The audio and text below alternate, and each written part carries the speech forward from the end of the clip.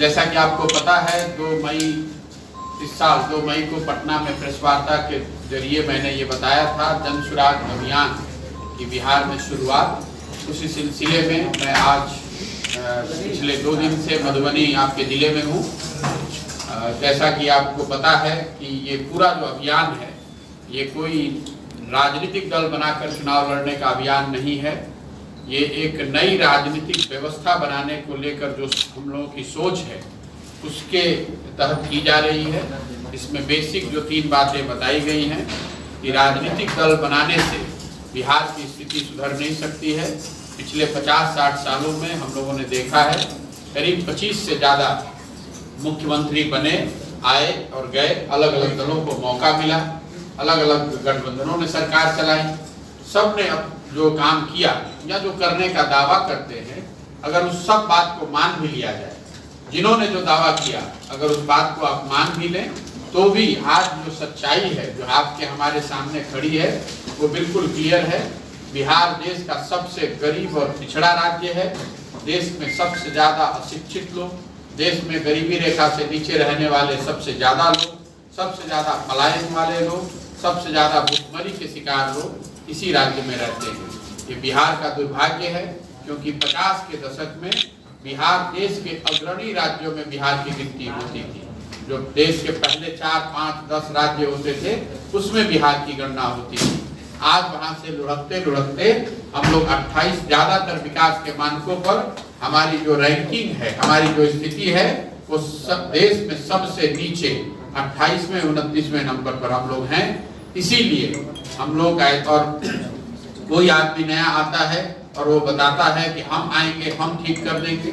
हम लोग का ऐसा मानना है, मेरा ऐसा मानना है कि बिहार की स्थिति को अगर सुधारना है, बिहार को अगर बेहतर बनाना है, अगले 10 साल में बिहार को अगर 10 विकसित राज्यों की श्रेणी में खड़ा होना है, तो ये कोई एक व्यक्ति, एक दल इसको कर नहीं सकता है। कोई अगर ऐसा दावा करता है, कोई व्यक्ति या दल अगर ये दावा करता है कि वो इस बिहार को ठीक कर सकता है, तो मेरी समझ से 2 ही बात हो सकती है। या तो वो आदमी बेवकूफ है, उसको समस्या का अंदाजा नहीं है, या फिर सिरे से वो सबको बेवकूफ बना रहा है। वो जीतने के बाद या सत्ता में आने के बाद वो भी कुछ करने वाला नहीं है। बिहार को सुधारने का एकमात्र रास्ता जो हम लोगों की समझ में है वो ये है कि बिहार के समाज में, लोगों में ये ताकत है, समझ है। जरूरत इस बात की है कि समाज को इस बात के लिए समझाया जाए, समाज में जन जागृति फैलाई जाए, ताकि समाज से ढूंढकर सही लोगों को ढूंढ कर निकाला जाए। वो सारे लोग जो यहाँ धरती से जुड़े हुए हैं, जो यहाँ के मुद्दों के बारे में समझदारी रखते हैं, जिनकी ये क्षमता है, जिनमें ये समझ है यहाँ की समस्याओं को कैसे सब सुलझाया जा सकता है, सुलझाया जा सकता है, और सबसे बढ़ के जिनके अंदर ये जज्बा है कि इस बिहार को, इस राज्य को बेहतर बनाया जा सकता है, ऐसे लोगों को समाज से चिन्हित करना, उनको एक साथ एक मंच पर लाने के लिए प्रेरित करना, समझाना, बुझाना, उसके बाद ही आगे की कोई रणनीति बनाना। तो ये जो पूरा प्रयास है उसके तहत मैं पूरे बिहार में घूम रहा हूँ।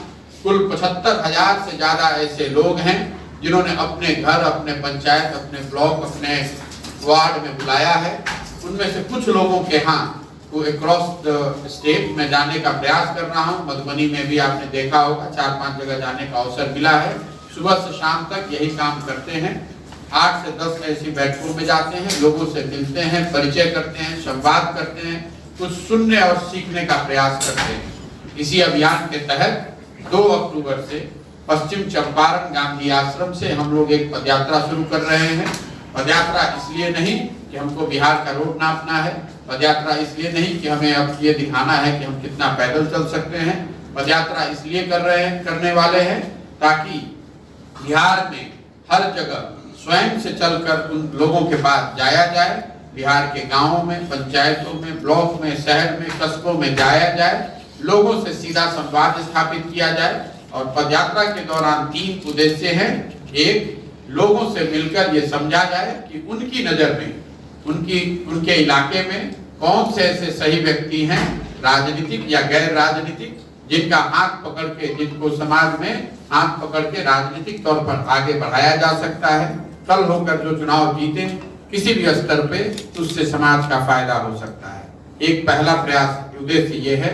दूसरा उद्देश्य ये है कि बिहार के समस्याओं के विषय में हम सबको थोड़ी बहुत जानकारी है, लेकिन पंचायत के स्तर पर और शहरों के स्तर पे नीचे ये समझना कि हर पंचायत की अपनी क्या समस्या है, हर शहर की अपनी क्या समस्या है, इसकी एक डिटेल्ड, एक तरह से आप फैसिलिटी सर्वे कह लें या उसकी जो डिटेल समझ है उसको लोगों के सहयोग से बनाना, समझना, एक जगह एकत्रित करना।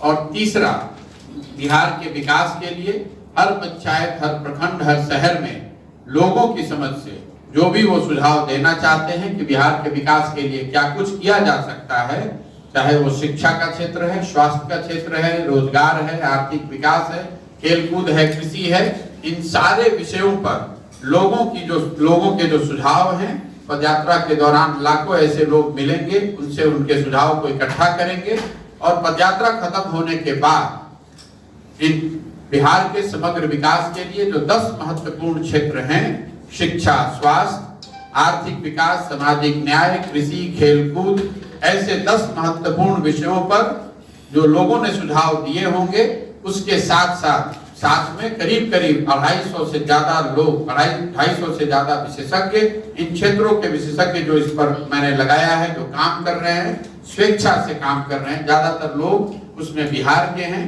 ये सारे लोग मिलकर एक ब्लूप्रिंट, 15 साल का एक ब्लूप्रिंट बना रहे हैं। बिहार के लोगों से जो हम लोगों को सुझाव मिलेगा, इन सुझावों को लेकर और जो ये विशेषज्ञ हैं, इनकी क्षमता को, उनकी जानकारी, उनकी समझ को एक साथ करके पदयात्रा खत्म होने के 3 महीने के अंदर बिहार के विकास के लिए 10 महत्वपूर्ण क्षेत्रों का 15 साल का पूरा खाका खींचकर जनता के सामने रखेंगे। ये बताएंगे कि शिक्षा में क्या क्या सुधार होगा और उसके साथ ये भी बताएंगे कि उसको कैसे किया जाएगा। कितनी संभावना है कि आप बिहार वासियों को नया विकल्प देने जा रहे हैं?